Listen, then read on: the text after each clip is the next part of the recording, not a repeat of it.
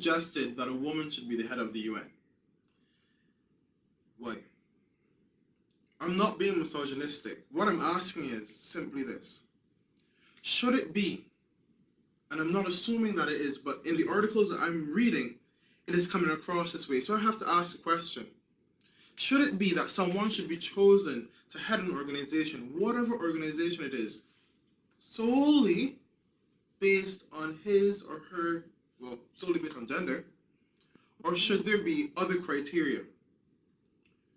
Instead of asking questions such as, should it be a woman or shouldn't it be a man, maybe we should be asking questions such as, what is the criteria?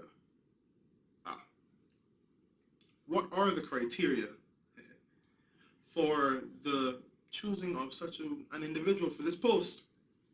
Because as it stands right now, the UN, and someone could correct me, the UN Secretary General is appointed by the General Assembly via from the recommendation of the Security Council.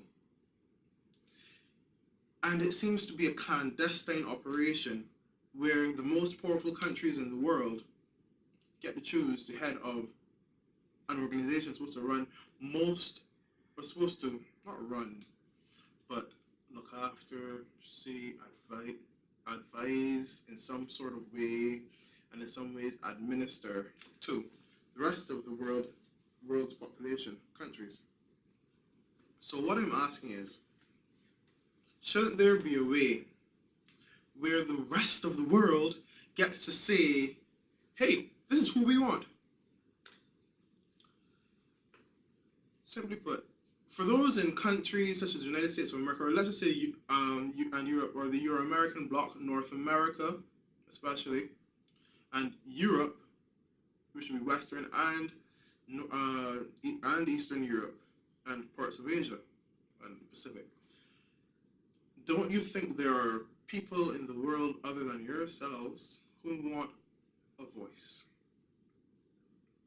Of course, to a lesser extent, the Pacific. What I'm saying, again, is that instead of us focusing on the gender of a person, we should be focusing on the criteria for the person chosen.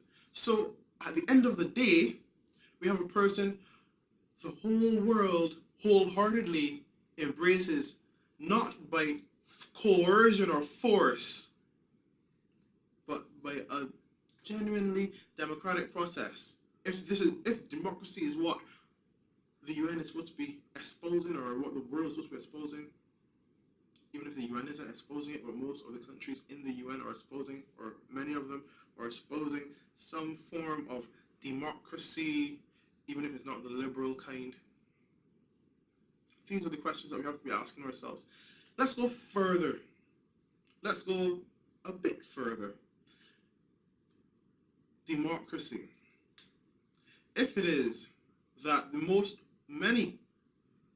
majority of the most powerful countries in the world at this point in time controlling the Security Council, or employing some variant of democracy and exposing this political circumstance to the rest of the world and implanting it on other countries, how is it that when you are operating, you are doing anti-democratic things?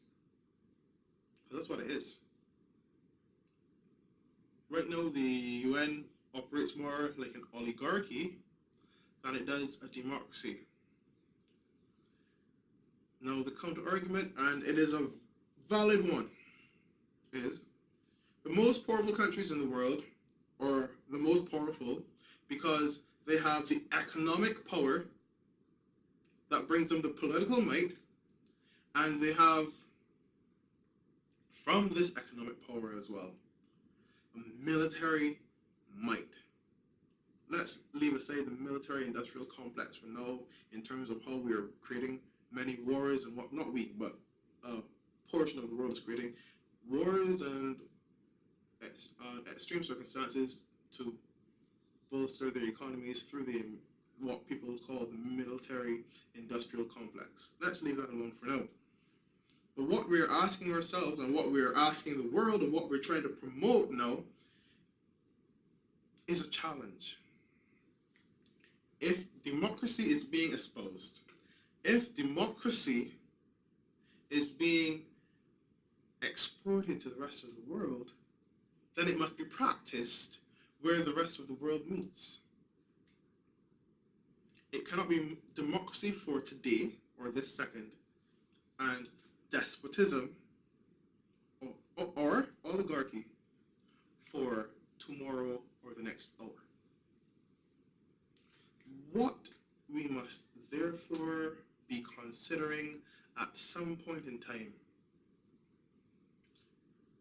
is a move beyond the petty, and when I say petty, I do not mean that choosing a woman as the Secretary General is petty, but we must rank the order of things, and the product, woman or man, person chosen, as much as it is important, the product is not the most important thing when we're considering leadership and a system. More important, I don't know if it's the most important thing, but more important than the choosing of a person is the way in which that person is chosen.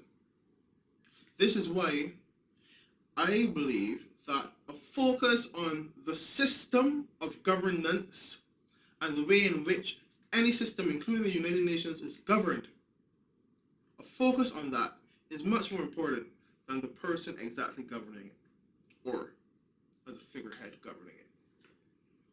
Remember to like, share, subscribe, and join the conversation. Comment below, comment on our website, realtalk.bb. You can write us a letter. You can choose whatever medium you want to join the conversation. It doesn't really matter. You can do a video reply.